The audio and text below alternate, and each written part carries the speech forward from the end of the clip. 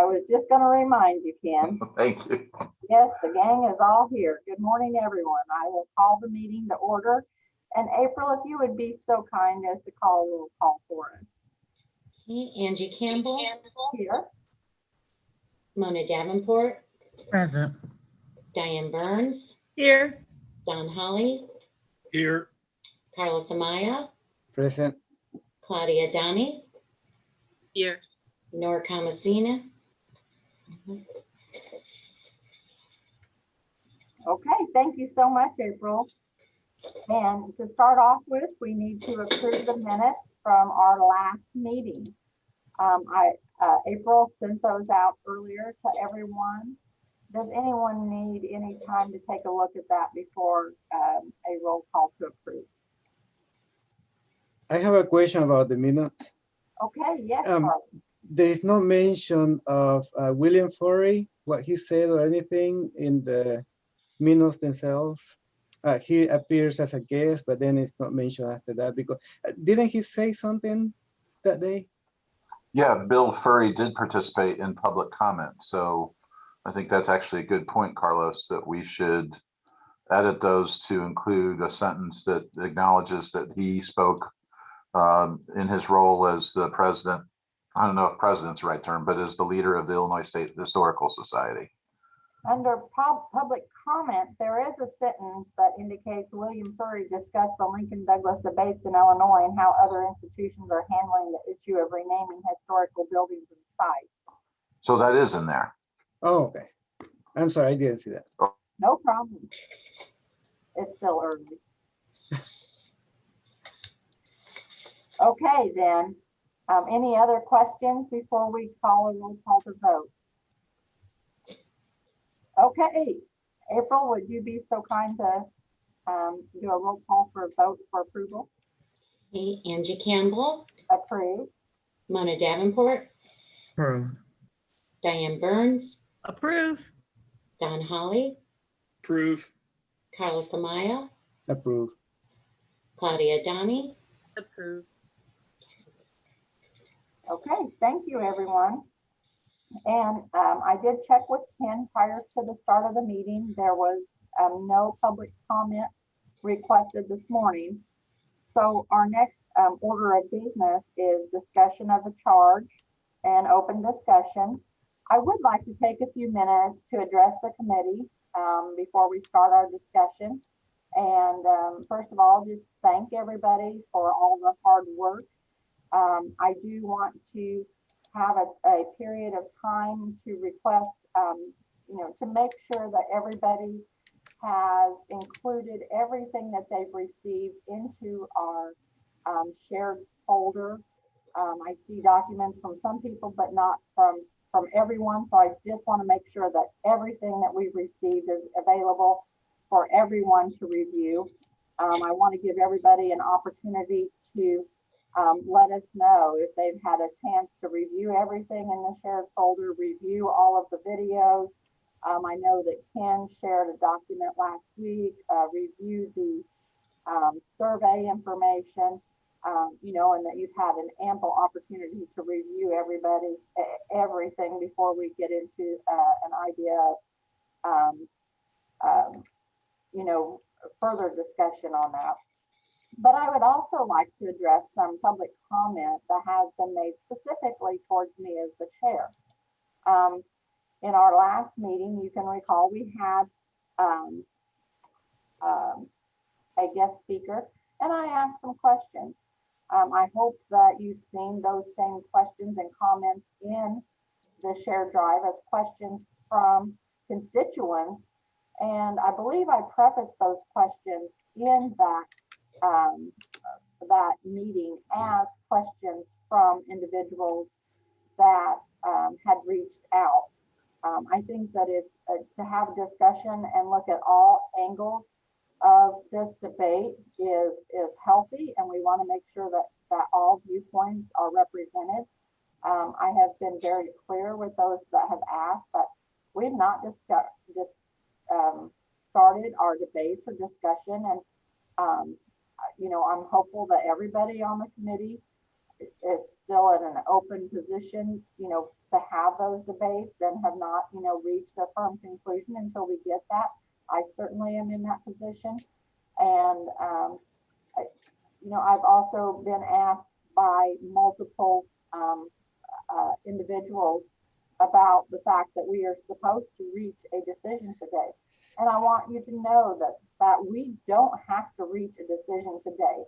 A firm decision is not on our agenda, and that's not something that we have indicated that we have to reach today. We can certainly start discussion. If we get there, that's fine. But I don't want anyone to feel pressured that we have to reach a decision today either. If we need further time to look at the rest of the information, if you haven't looked at it all, I want to make sure that everybody has had ample opportunity to look at everything we've received, to have time to reflect on others' comments and views, to do further research if needed. So I just want to put that out there. Does anybody have questions or comments before we open for discussion?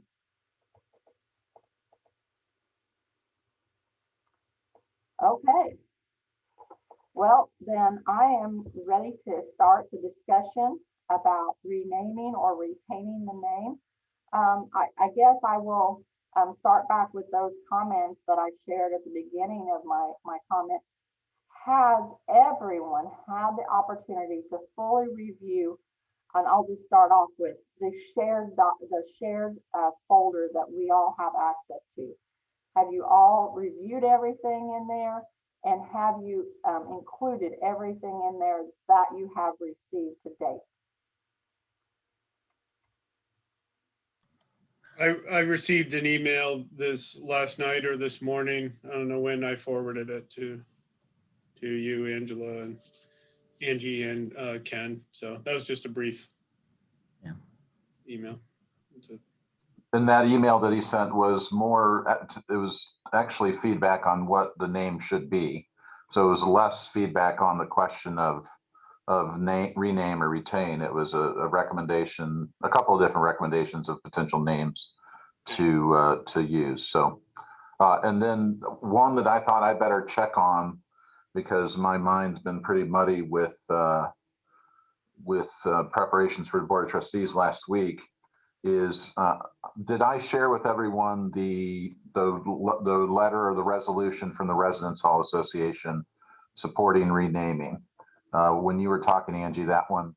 So let me find that one and I'll share it, because I remember making a mental note. And now when you said that, Angie, I'm like, oh, I need to double check to make sure that I've shared that with everyone.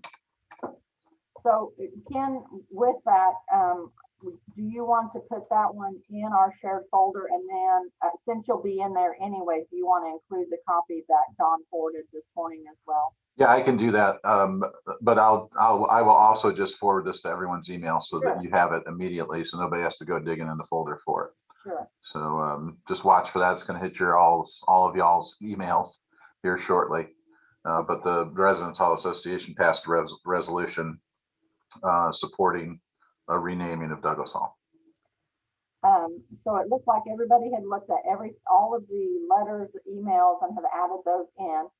Has everyone reviewed all of the videos, the forums that took place?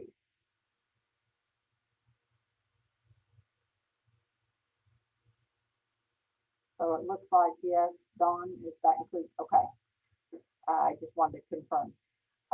And then the survey data, has everyone reviewed all of the commentary, the information from the survey, as well as any outside resources that we've received, like from Ken last week? I know he sent us a video that was about 50 minutes long or so. Okay. Does anybody feel they need some additional time to finish looking at anything?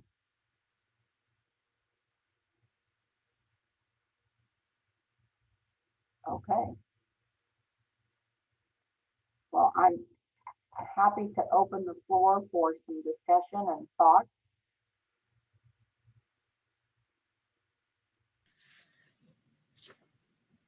And I will share that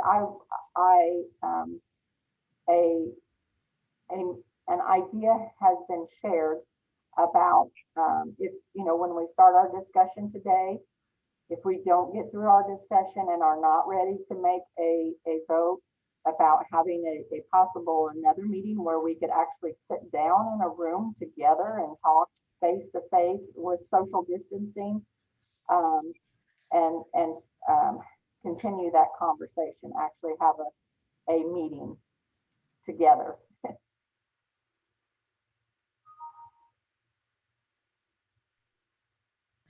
I'll be glad to start.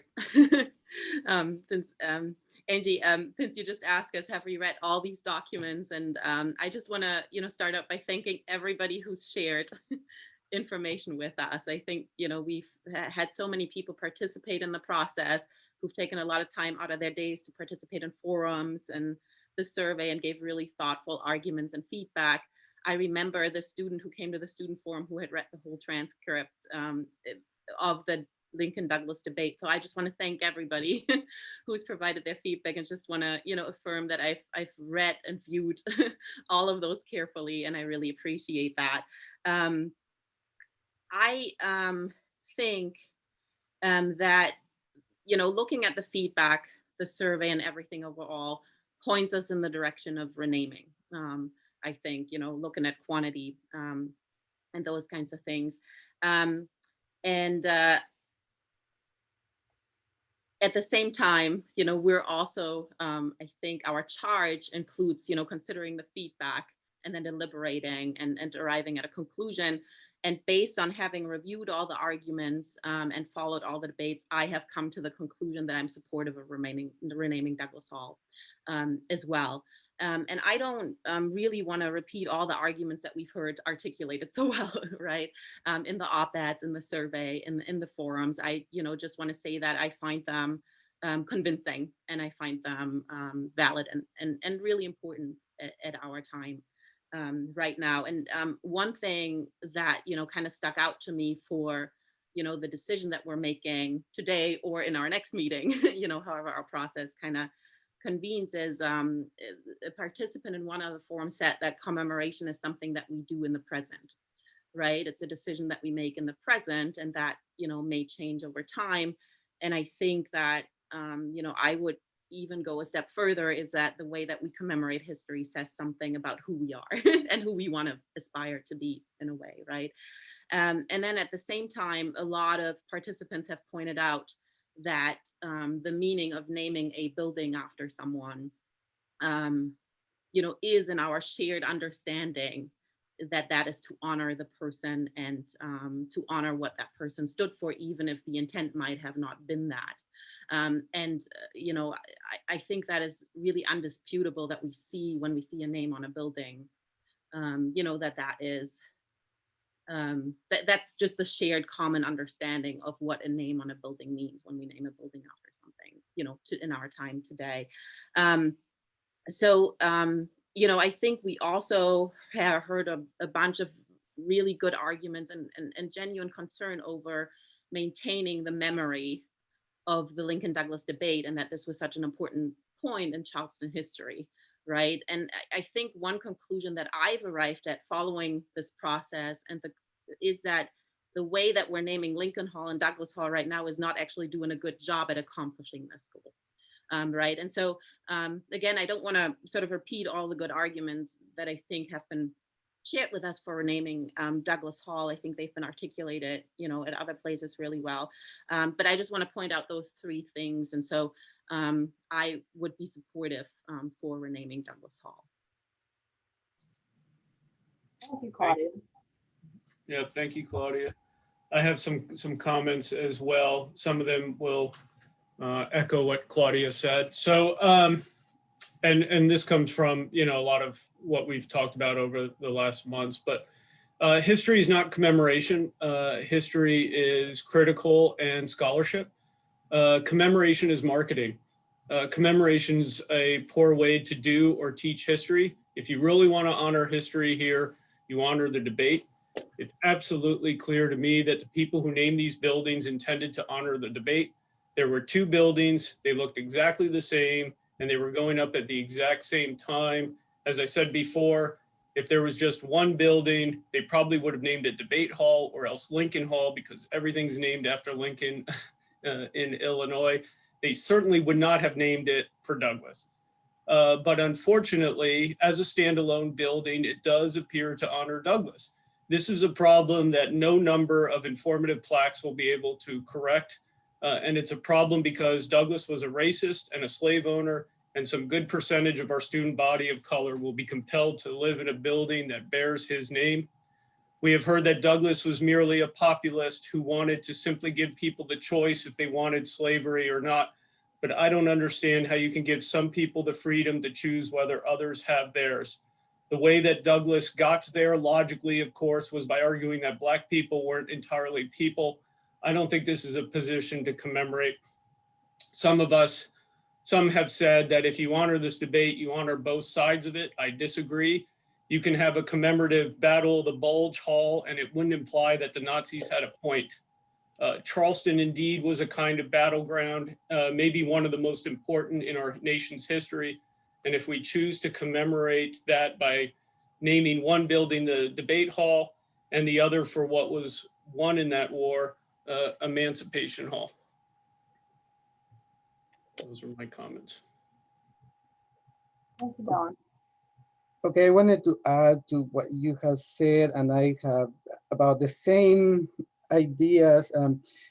One of the things is, after looking at all the data, everybody is in favor of renaming, except for the community. That's the only one I saw that was more positive for retaining the name. Everybody else, the students, faculty, employees, everybody is in favor of renaming this building.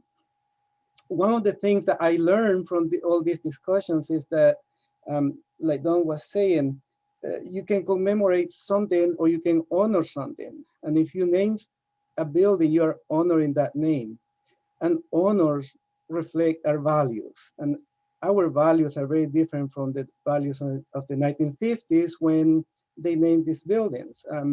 We can't go to the 1950s, we can't go back to honor those values. We are not those people. So the other thing is, the students are very overwhelmingly in favor of renaming, and the reason the university exists is because of the students. We are here to serve the students. They are the university. We are here for them. So the community benefits from the university. If we keep our students, our faculty happy, that would be very important. And that's what they want. They want to rename the building. And finally, looking at the video that William Forey gave us in YouTube, it was interesting to see them talking about removing these statues or these buildings that honor something that doesn't go with our values. So we need to look forward. We need to we need to keep our students happy, to what I'm trying to, and there are a couple of things in my mind. One is that guy that says something. He was an alumni from the 1970s that was saying, for me, when I was a student here, that worked. It was fine for me, but that was the 1970s. So that is conflicting in my mind. For me, it's more important to look at the students now and the students for the future. The students that come in the future here, they need to see that we don't have a building that honors somebody who was, who wanted slavery, who we shouldn't be honoring. So that's why I agree. I think we should rename that building. Okay, I'll stop there. I'm sorry. And I don't want to repeat what everyone said. I do know that, and I don't know if this is right or wrong, but I did take a lot of value to to what our students said. We're a student-centered organization, right? I think some of the students that were involved, they learned a lot from this process. And so we're an educational institution, and across the nation, we are removing statues. We're removing anything that is, commemorative of, anything that is wrong, especially when it comes to race, equity, and diversity. And I think just hearing what the students had to say in all of the groups, you guys, and I'm talking about our Panhandle, our IFC, our Black Student Union, our Latin American student organizations, our housing, they were all adamant about let's make a difference and let's make a change in doing what's right. And so, I have to agree with everything that everyone said, but I also really feel adamant about, standing for our students, because those are the ones that we're educating, and those are the ones that we have to set the example for. So I too, agree with my colleagues in the renaming. I would just say that, sorry, when I looked at a lot of the retain arguments, a lot of them are again about, the value of history. And I want to stress again that my position is, if we want to honor history, the whole point of these buildings was to honor the debate. It was never to commemorate Douglas. So I think people are sort of a little, I don't know, misguided what the word is, but the logic there is, if we really want to honor the initial idea behind Douglas Hall, it was to honor the debate, not the person. But again, you can't, the effect of naming a whole building after Douglas does have a commemoration implication to it. Sorry, I want to give other people a chance to talk here. I was just going to add some kind of context, I suppose. I mean, I thought this was a very interesting exercise anyway, because with Dr. Etchison coming last meeting and giving us the background or whatever, it was very illuminative, illustrative of what was going on in the times that I didn't know, which was great. Learn something every day, right?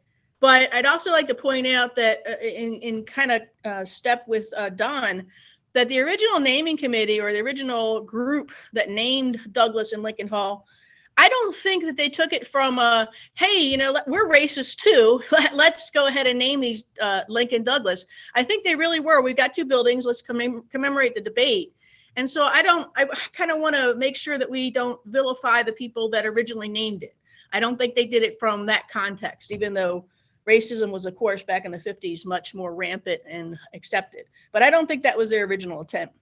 From the alumni, they weren't 100%, or how you would say majority, they were barely a majority in favor of renaming, but it was those people in the community, if you looked at the subgroups, that were more interested in keeping the name. And I think that was purely from nostalgia. I mean, this is where you grew up, you like things to stay the same. And so that's okay. But, nostalgia has its place sometimes. And sometimes it's remembering coming to Eastern and not necessarily remembering the name of a building. So I think, however, this is a good learning perspective, learning event. I'm in favor of renaming the building, but I also hesitate to let it be student driven. And not that I don't think we're student centered, but students are transient. We have new set of students turn over every day. And so I think we caution ourselves that going forward, we choose names that we consider to be permanent. And in geology, we do that by naming it after geographic sites. You don't have any controversy naming something Charleston, because guess what? It's not very controversial. So I would suggest that perhaps we suggest to the Board of Trustees and whomever that going forward, establish a rubric of some sort, that names that are chosen aren't linked with something that could be controversial down the road. Or, if it's named for a person, is that person, 100%? Again, this is kind of outside the task of the committee, but I think it's a point to be taken that we should be careful what we choose as a name, because it is something we don't want to be changing every 2 years, just because it's a long drawn out process. And I think that's why it wasn't chosen to be changed the last time we were tasked with this, is because, there's a lot of money involved and whatever, and money shouldn't drive everything. But We don't want to be renaming buildings every 2 years. So I am definitely in for renaming the building. I would just put those caveats out there for consideration, or however you want to put it. Thanks. And Diane, maybe to your point, I think the having a rubric or some kind of articulated standards for, you know, what someone needs to meet to be on a building, I think would be helpful there. I think it was Yale, or was it Yale? Yeah, they developed, they had like a whole process where they developed standards for naming buildings because they went through a similar process as ours, and then they built that standard. So I think that that will be a good idea for a future naming committee as well. I just wanted to say something. Any name we choose will be controversial. I mean, because this is a political thing, you know, and of course, we can't let the students name it either, but we want a name that is not offensive to students. So it could be some national figure, or I hope it's not somebody who pays a lot of money to the university just to have the name there. But yeah, it should be well thought to see who or what can be the name of this building. But yeah, no, I agree with you. Students, yeah, we shouldn't name something that the student wants right now because they won't be here more than 4 years. But yeah, it will always be political. So it will always be controversial. Well, it doesn't have to be, Carlos. I mean, if you, like, we've got Old Main. That's not going to cause anybody any consternation. You know, 9th Street Hall, it's on 9th Street. Unless they moved it, there could be a problem there. But, you know, I think we could, you know, if we establish something, I know a lot of our buildings on campus are named for folks, and that's maybe a culture that needs to change, you know, come up with something different. But you can step away from the politics if you want to, you know. That's true. That's right. I was thinking about people. So. I agree, Diane. I think I had somebody share a comment with me about if you want to rename the building, why not give them numbers so that you take the politics out of everything? You know, what's controversial about the number? And so it kind of goes along that same argument, you know, that you're sharing. It doesn't have to be controversial. It doesn't have to be political. And while I have the floor for a moment, or the screen, whatever it may be, I think that I will share my comments as well in that, you know, I did take a lot of time to review and participate in forums, to review the survey data, to review the emails and take calls and talk to individuals. The overwhelming majority certainly is in the favor of changing the name rather than retaining it. I agree with Mona that we are a very student-centered, you know, and our the importance of students is central to Eastern's theme. But I also very much agree with Diane that students are here today, and the students of next year or last year, you know, may have a different perspective on things. So while I think that their input is very important, I also take that with a grain of salt because they are ever changing as well. The community members certainly were the ones in favor of retaining, but in the staff forms, which was one form that was not discussed a lot publicly, that was the one form where there was a majority of people who were in favor of keeping the names. And so I just want to bring that out there. We had a very compelling statement from one staff person who had been here as a student, who is here as an employee and as a community member. And I really appreciated her comments. I will also share that with, though, that many staff are members of the community. So it didn't surprise me that those comments were leaned towards, more towards retaining the name rather than changing the name. So I do want to make sure that the staff, as a staff senate representative, that their input is acknowledged as well. I think that a lot of times staff feels left out of discussions. And so I want to bring their comments and their participation in this. I mean, they were very active in the survey. Um, um, and again, in the survey, there was a majority that was in favor of changing the name rather than retaining it. But I want to make sure that we have, that we bring their thoughts and participation to the floor as well. I think that we've all heard those debates about, politicians, how they vote their will, not the will of the people, and that's not what they're elected for. And as representatives on this committee, we are all here to represent designated areas. And it's our responsibility to take those recommendations, the majority, and vote the will of the people, not what our personal feelings are. We are here in trust to do what the constituency bases that we all represent, which are all of us, what their will is. And so I feel that is very important, and definitely in everything that we received, there was an overwhelming majority to rename. I'd like to just add something in inspecting the data. There was a contingent in there that voted to retain the name that did not associate themselves with any affiliation. And out of anybody who did not associate themselves with any affiliation, they all said retain. So I wonder if there was a conception or perception that if you voted to retain the name, that you were going to somehow be reprimanded, vilified, held up for public censure or whatever. Because it was interesting, it was 100% in favor of retaining, and then they didn't want to identify who they were. So I just wanted to put that out there. Diane, I think that's a very important point. Individuals that I spoke with told me that they didn't complete the survey, excuse me, for that reason. I assured them that it was completely anonymous. I assured them that they could submit letters, emails, etc. And this is such a political debate that they really felt, that they would be ridiculed or reprimanded, as you suggest.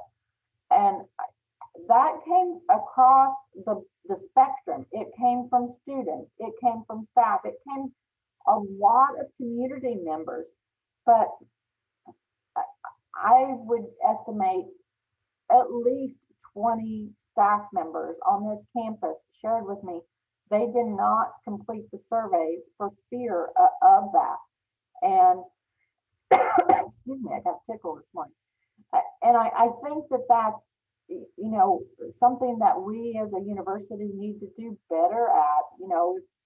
If there are ways to ensure people that they can share their thoughts without, fearing retaliation or retribution, we need to do that, because these people had strong feelings one way or the other. It was swaying on both sides of the fence, which really surprised me. I talked to 3 different faculty members that told me they would not complete it for fear that information would be shared with their deans and the chairs.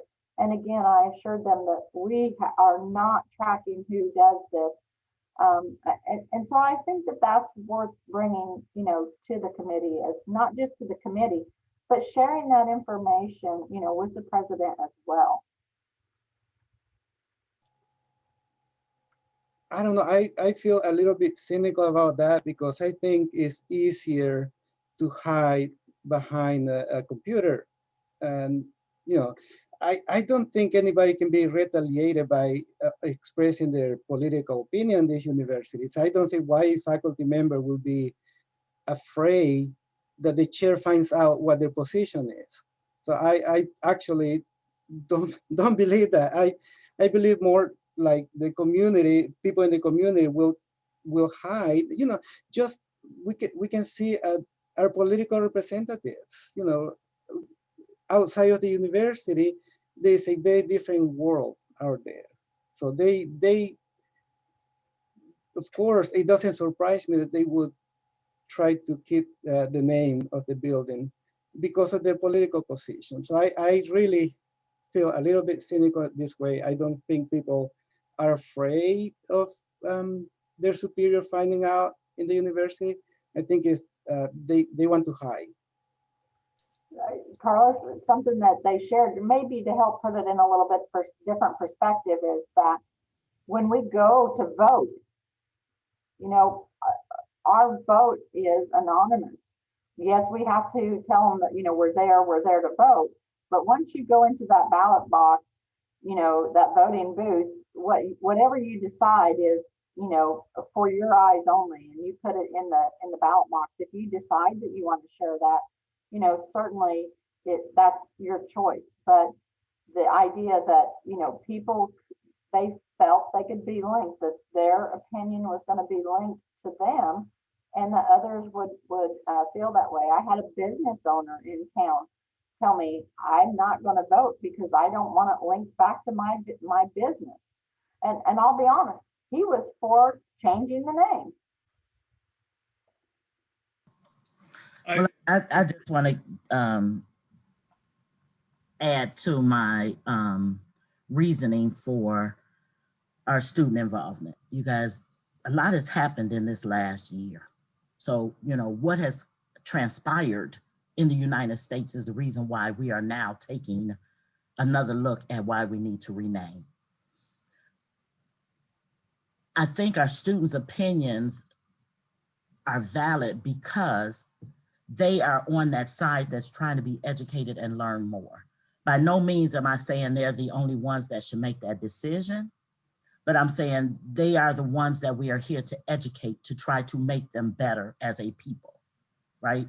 I am probably a little bit more affected because I am a person of color, right?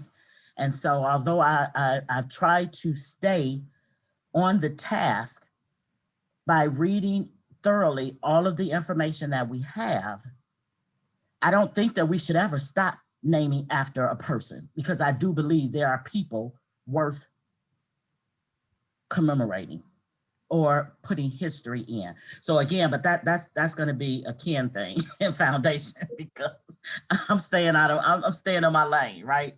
But I do feel that we haven't. I mean, I look at what we're trying to do with the students that are here on campus now, and the feedback that I get, even trying to make changes for a new population of students that's coming to college, has been challenging, not wanting to change, always wanting to teach the same way they've always taught for 20 and 30 years.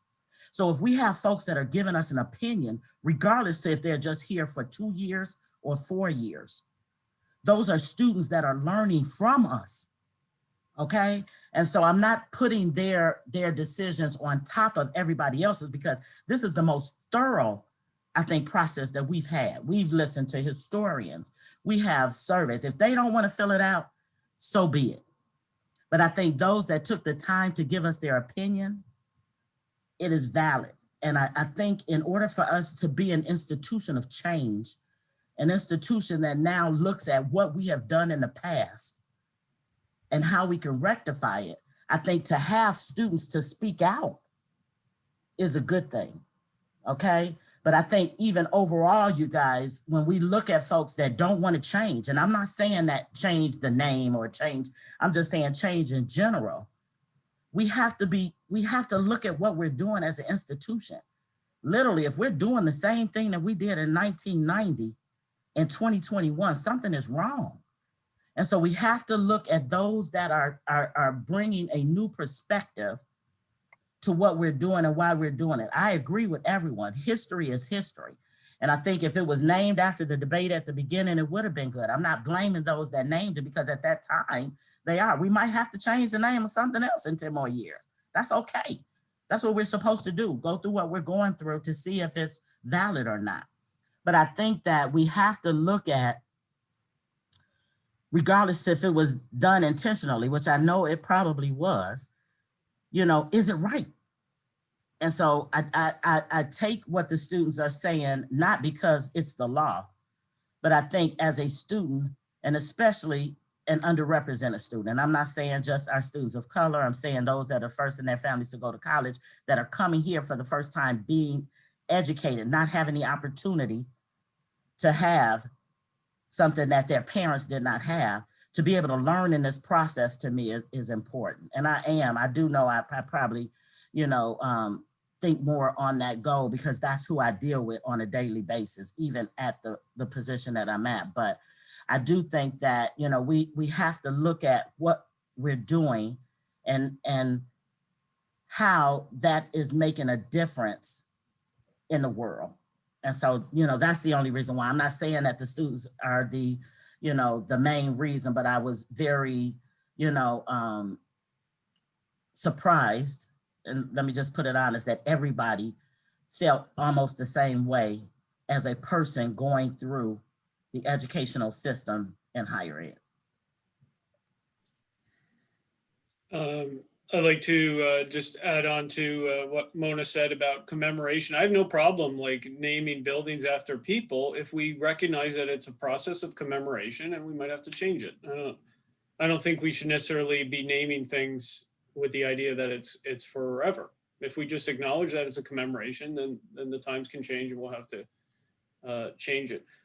With regard to the no affiliation votes, it's interesting. I took a different position on that. I thought they were just people who weren't any of the above. Is that possible? That they were just, and it made me a little concerned that, you know, they were non-community members. I don't know if somebody maybe enlisted people to put in responses. So I think that's also a possibility with those non-affiliated ones, that they're none of the above. Finally, something also that Mona said, I don't think we should go through the process of trying to imagine survey responses that weren't submitted. If you had the opportunity to submit it, and if you didn't, you didn't. We can't like imagine, you know, all the people who decided not to do it for this or that reason. So Claudia, I know you had your hand up. Yeah, I just wanted to second one thing that Mona said about, you know, moving forward with commemorating, even recognizing that that's beyond our charge, but we kind of started on that tangent, right? I'd be concerned with shying away from naming buildings after people for shying away from controversy, because I think that would mean that on this campus, we could never name a building after Frederick Douglass. We could never name a building after Harriet Tubman, right? And I think that would concern me. And I, you know, I think one thing that underlies this process, and, you know, processes that are going on throughout the country, is this question of how do we commemorate a history that involves gross crimes against humanity, against a group of people, right? And, you know, one way to do that is to honor the victims of those crimes against humanity and those who worked to end it, right? And so I think, you know, if we shy away from naming buildings after people, then, you know, we take away the opportunity to do that. And then I also wanted to mention, you know, with the renaming, I am comfortable with, you know, buildings being renamed. I think at EAU's campus, we need to recognize that we rename things all the time, right? I mean, if we never renamed the university, we'd still be the normal school. You know, just in the couple last years, we renamed colleges, departments that had long histories. You know, that's something that happens over time, you know, and that's, you know, part of moving through the times, I would say. So I think we should keep that in mind too, that, you know, renaming a building or renaming institutions on campus is not unprecedented, and indeed it's kind of the norm, right? If we look through history, what things were called on campus and what they were renamed to. So that were just things that I wanted to offer. I'm gonna step in and just a couple comments. I don't want buildings to be named permanently. I'm just saying that we shouldn't do them every 2 years or something. And to support what the staff are feeling and their perspective, I believe it's because renaming a building is not done without costs. And so many staff members are right now not getting raises. working 2 jobs, really feeling the pinch of the budget. And so I can understand or sympathize, and this is my interpretation, that they're like, why are we spending money on that when I don't have a nice raise or I don't have somebody helping me out? And so I'm not trying to, discount the process, but I am trying to validate what their feelings are. And I believe that might be the perspective from where they're coming. So that was my 2 cents. Thank you, Diane. No, I think that we as a campus just need to do better in general about educating everyone about the names that we have. I know there was a student, and with everything we reviewed, I don't remember if he was an alum or a current student. I remember it was a gentleman, but he indicated that he lived in Douglas Hall and he did not understand or know what it was named for. And to be honest, he shared he didn't care either until he found out what it was named for. So I think that we as a community, as a campus community, need to do a better job of being proud of, the names that we've chosen, if you need to change them or what have you. As Claudia said, changing is something that we do over time. I know, the Honors College has, been renamed here in the last few years. We have, classrooms that have been named, and in some cases it's because of wonderful donations to the school. But in other cases, it's because of some great work that individuals have done, former faculty and things like that. So I think that having, some more education for everyone, not just students, but everyone across the campus to understand why those names were chosen, why they're important to us, so that if things do change over time, that individuals do feel comfortable with saying, hey, do we need to look at this again? This maybe is not aligning with our values the way it used to, or perhaps, this might be a good time to put a name on, this classroom or this building or what have you. As we get a new science building coming up, what process are we going to go through in selecting that name? So I think that, as we think about recommendations that we're going to share back to the president, I certainly, would like to include something like that, so that individuals do understand what the name, who is Ruth Carmen, who is, Mary Booth, who are some of these individuals that the buildings are named after. And just one point of clarification for Don, there was in the survey an other, and then they could type in what the other was. So it wasn't that there was nothing applicable above. There actually was an others part. So just to clarify.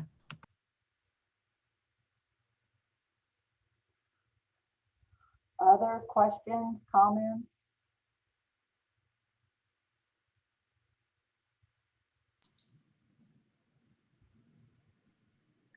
I just wanted to share one thing, and I think, Ken, you mentioned this in one of the forums, but I think it's important to kind of, since this might be our last meeting, I don't know.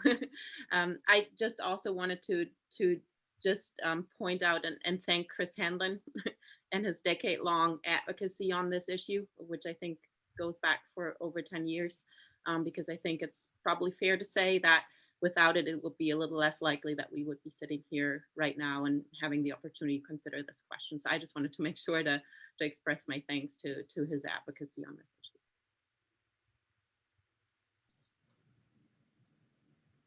Well, and just one other point, even if we take away the students' input, which I don't want to discount the students' input, but even then there's a majority in favor of this. So I think even if you had just that population being in favor of it and all the other populations not being in favor of it, that would be something to consider. But the fact that they're in lockstep with the majority of the subgroups, I think is an important note to make. I'd also like us as a committee to thank Carrie Britadad for all of her wonderful, wonderful data collection and suggestions. I don't know what we can do for her as a committee, but she was wonderful to work with.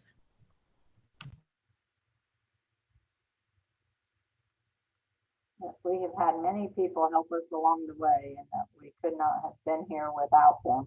So we have a ton of thanks to send out to our guest speakers, to our historians, to those who took time to share their thoughts with us, spent time in forums, completing the surveys, entrusted us with their, sitting in this committee to look at this even.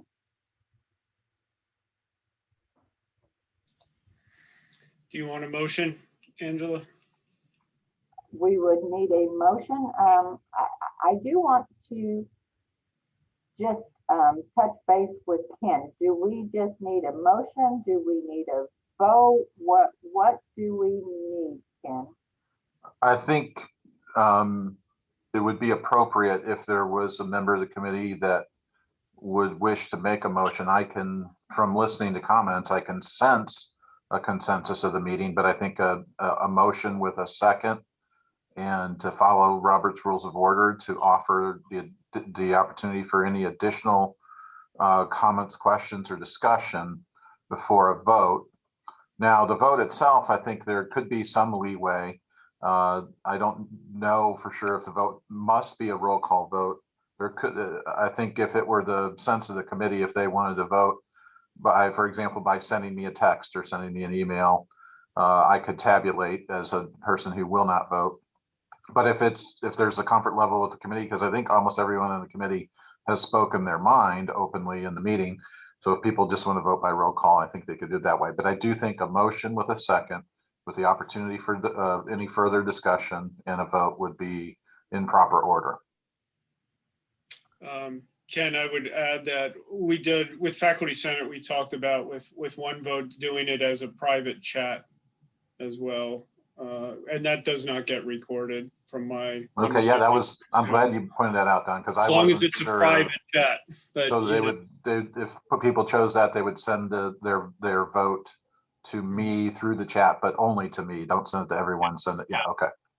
Got it. But I'd like to make a motion that Douglas Hall is renamed. I second. Second. Okay, we have a motion and a second. 2 seconds. Do we have any further discussion on the topic? Just as a point of parliamentary order, April, were you able to document the motion and the second, the people responsible for each? You're on mute, April.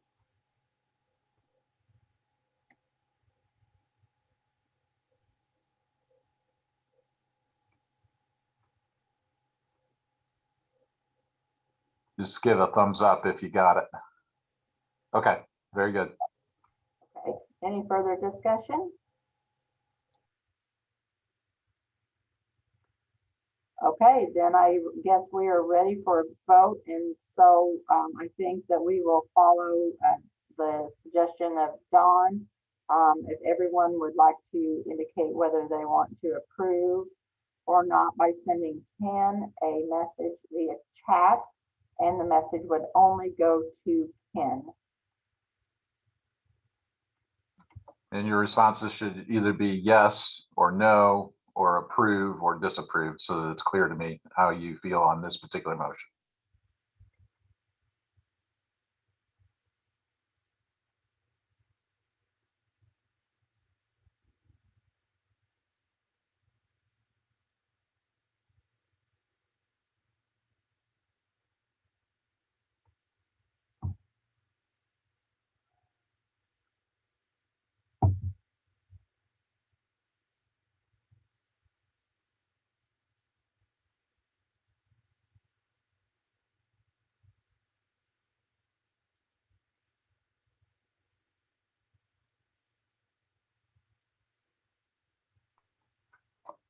Angie, the vote is unanimous to approve the naming of Douglas Hall.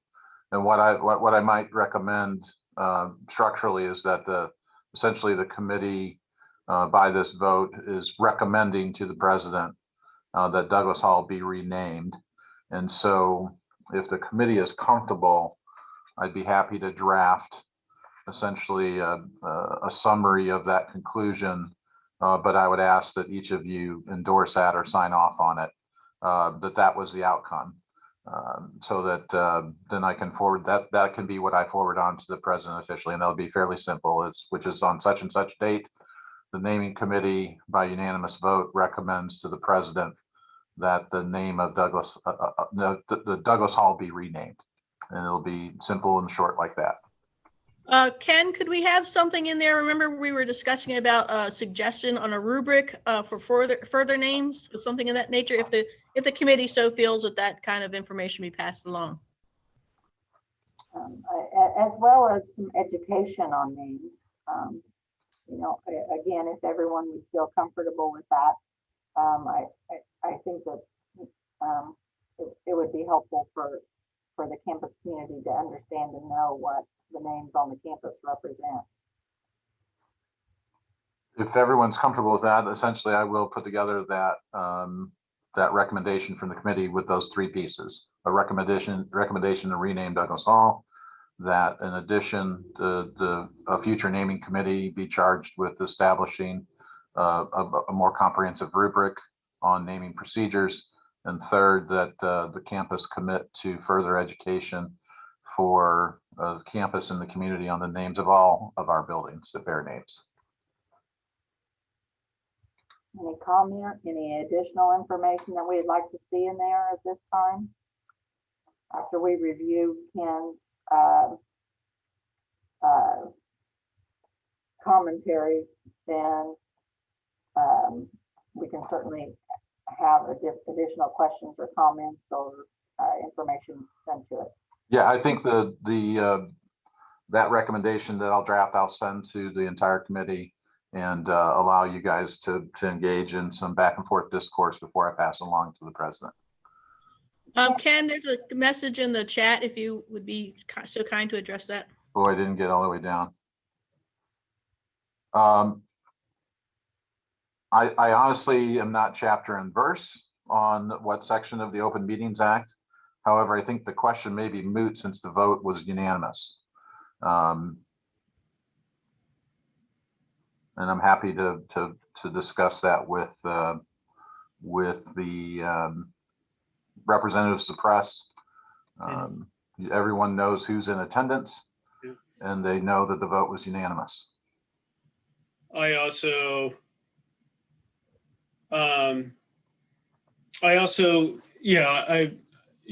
not completely familiar with the Open Meeting Act, but again, if there was a faculty senate meeting, which is open to the public, we can still have a secret vote in there. If we were voting on the election of people to the executive committee, we would do that with a piece of paper. A lot of us have been in meetings like that where you put your vote in a piece of paper and it's submitted to the recorder. So I don't see a problem necessarily in having a secret vote, but And procedurally, I would offer, if there's any voting member of the committee in attendance at this time that believes that I have recorded the vote incorrectly, I would certainly invite them to make a motion to the chair for a recount and/or for a vote in open. Well, we certainly don't want this to not go forward on the account of procedure, so I'm certainly happy to do a public vote if that will keep the ball rolling. I don't know how you want to handle it, Ken. I'd be comfortable with that. Me too. While I don't chair the meeting, I'd certainly encourage anybody who feels that way to offer the opportunity for an open roll call vote.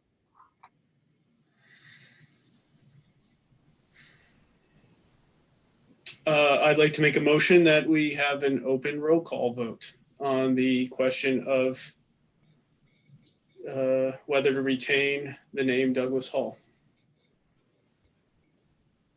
Do we have a Rename?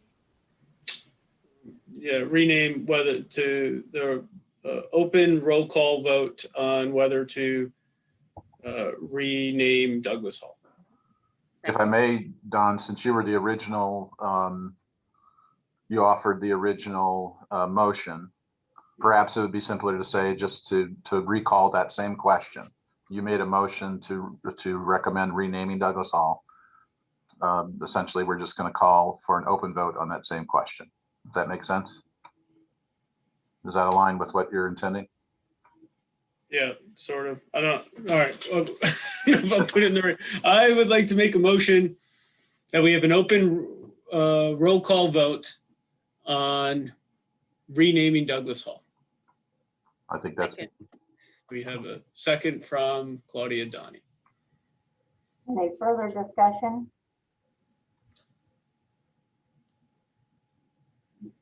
Diane, are you talking? I was just looking up online. Article 8, number 48 allows by ballot. So just so to quell any fears, I looked it up quickly while we were online, and ballot voting is allowed. So, yeah, but we can do it this way just to make everybody happy. I don't care. Yeah, I am kind of the way you feel, Diana. I mean, it's a unanimous vote. I understand that. I'm happy to do it if we have to. But again, as Don suggested, if we were in any other meeting, you know, that's traditionally the way it's done. A piece of paper, you pass it forward. I just don't, at this point, I honestly don't feel it's necessary, but if that's what we need to do as a committee, and again, I want to stress that as a committee, not from outside pressure, but as a committee, if we feel we need to do that, I'm happy to move forward with a public vote.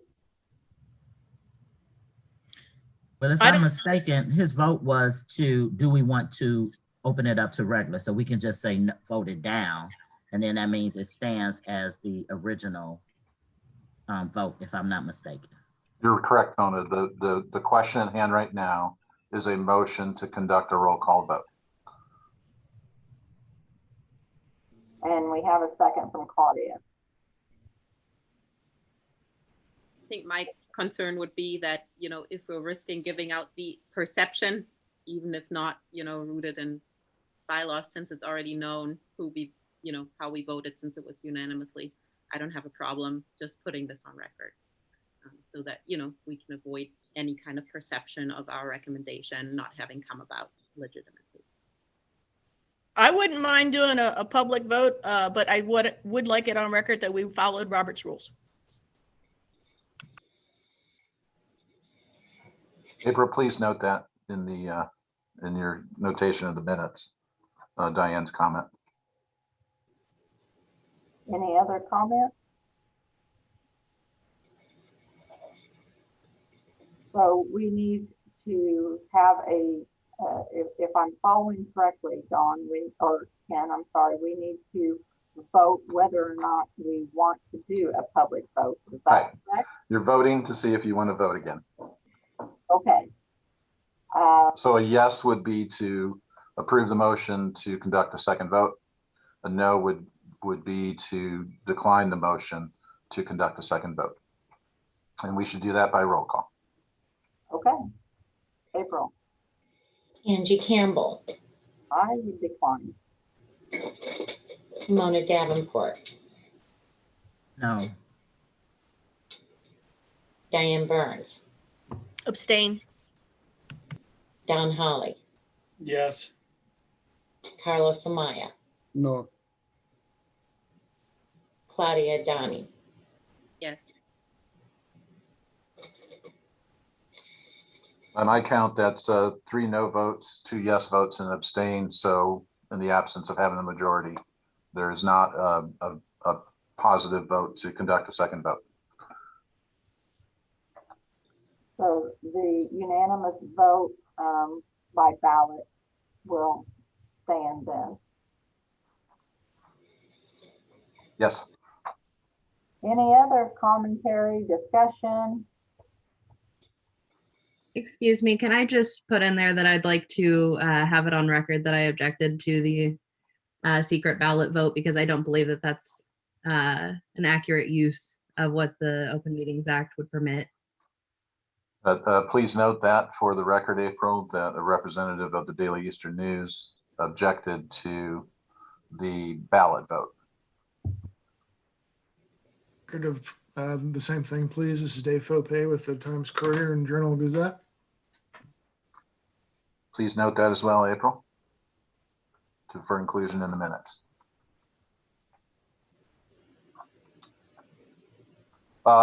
Just a privilege as the convener of the committee, I know we're over time, but I can't thank all of you enough for the additional work and time and effort that was put into this.